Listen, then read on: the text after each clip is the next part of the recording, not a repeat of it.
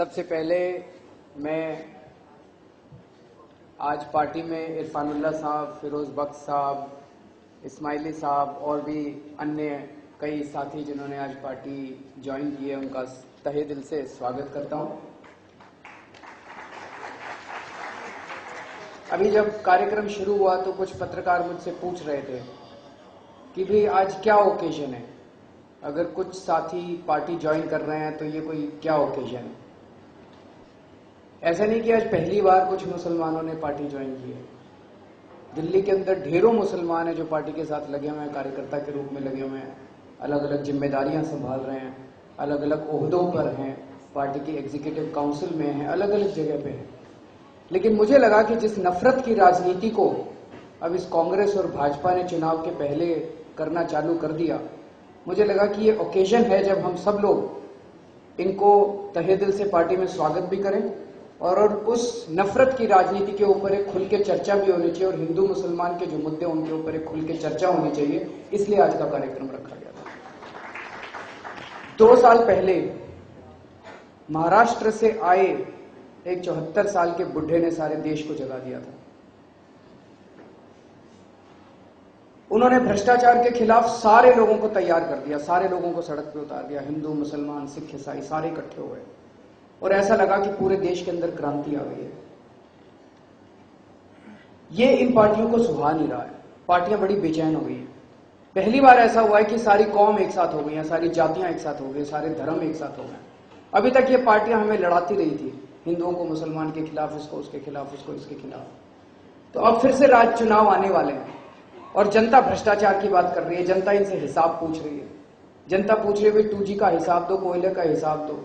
जनता पूछ रही भाई भाजपा वाले कर्नाटका में सारा लोहा खा गए, उसका हिसाब दो। कांग्रेस वाले यहां बैठ के कोयला खा गए, इसका हिसाब दो। जनता इनसे भ्रष्टाचार का हिसाब मांग रही है और ये फिर से कहने लगे मंदिर वहीं बनाएंगे, मंदिर वहीं बनाएंगे, मंदिर वहीं बनाएंगे। भाजपा ने फिर से चालू कर दिया मंदिर वहीं बनाएंगे।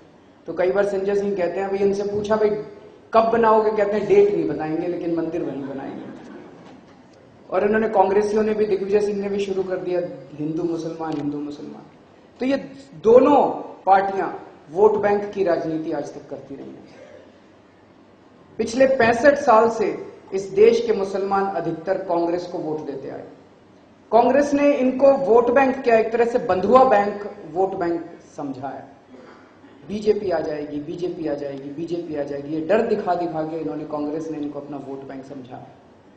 लेकिन अब मुसलमान जानना चाहते हैं, कांग्रेस की सरकार दिल्ली के अंदर है, कांग्रेस की सरकार देश के अंदर है, तो फिर दिल्ली का मुसलमान इतना डरा हुआ क्यों है।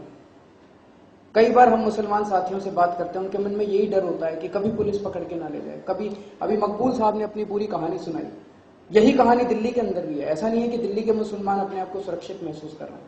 आप चले जाइए, बात करिए, दिल्ली अंदर जो डर बैठा हुआ है कि कभी पकड़ के न ले जाए, कभी कोई आतंकवाद का मुकदमा न डाल दे। ढेरों ऐसे मुसलमान साथी हैं जिनको पकड़ लिया गया, झूठे मुकदमे किए गए, 5 साल 10 साल तक वो जेल के अंदर रहते हैं और फिर जब छूट के आते हैं तो उसके बाद उनको निर्दोष करार दे दिया जाता है। अदालत कहती है कि इनके खिलाफ कोई सबूत नहीं था, इनको झूठे मुकदमे के अंदर डाला गया। लेकिन जब 10 साल बाद वो छूट के आते हैं तो उनको कोई नौकरी देने के लिए तैयार नहीं होता, कोई उनकी बहन के साथ शादी करने को तैयार नहीं होता। उसकी भरपाई कौन करेगा? उसकी भरपाई सुप्रीम कोर्ट भी नहीं करता, उसकी भरपाई ये देश की सरकार भी नहीं करती। तो इसका जवाब तो कांग्रेस को देना पड़ेगा कि अगर कांग्रेस अपने आप को आज तक मुसलमानों का हिमायती कहती रही है तो आज ऐसी दुर्दशा क्यों है।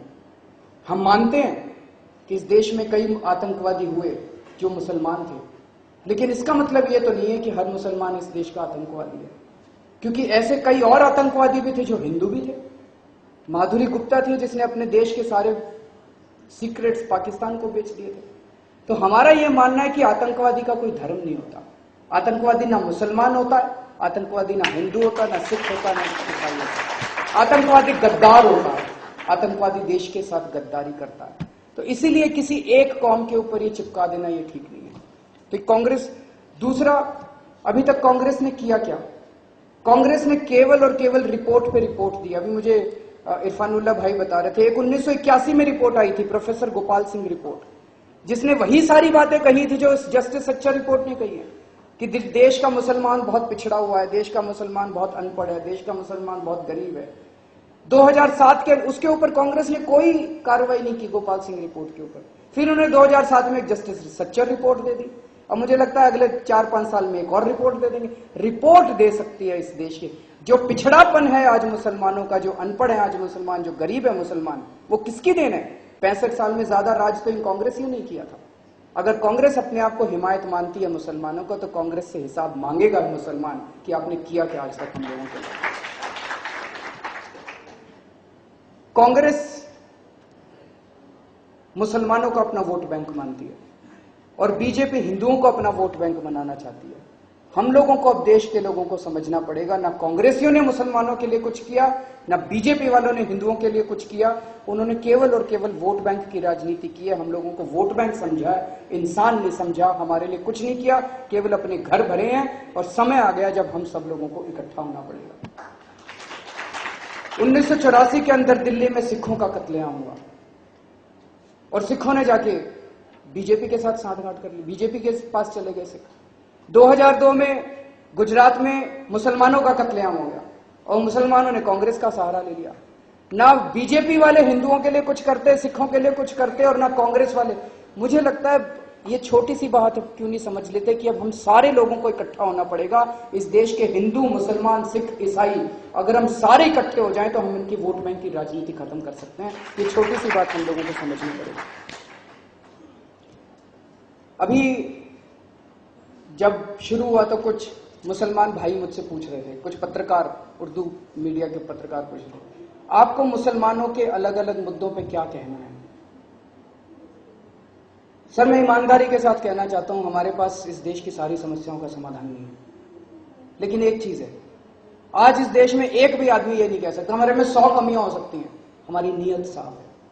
हम इस देश के लोगों को जोड़ना चाहते हैं, हम इस देश की समस्याओं का समाधान निकालना चाहते हैं। ये सर्कल है, लोग इस सर्कल के बाहर रह के हमारे को क्रिटिसाइज कर सकते हैं। उससे ना आपका फायदा होगा, ना हमारा फायदा होगा, ना देश का फायदा होगा। हम ये कह रहे हैं इस सर्कल के अंदर आइए, इसके अंदर जुड़ जाइए। आप हमें बताइए कि समस्याओं के समाधान क्या हैं। हम बड़ी खुशी के साथ उन सारी समस्याओं के समाधान लिखेंगे और हम मिलकर इस देश को आगे बढ़ाएंगे।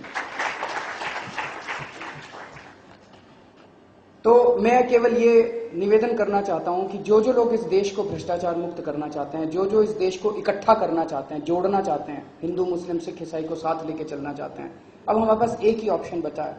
जो इस आंदोलन से ये पार्टी निकली थी, आम आदमी पार्टी, वही मुझे लगता है इस देश को और दिल्ली को दिशा दे सकती है, भ्रष्टाचार मुक्त भारत का सपना पूरा कर सकती है। लेकिन फिर भी कई सारी चीजें हम लोगों ने, एक चीज है, आम आदमी पार्टी की सरकार बनती है।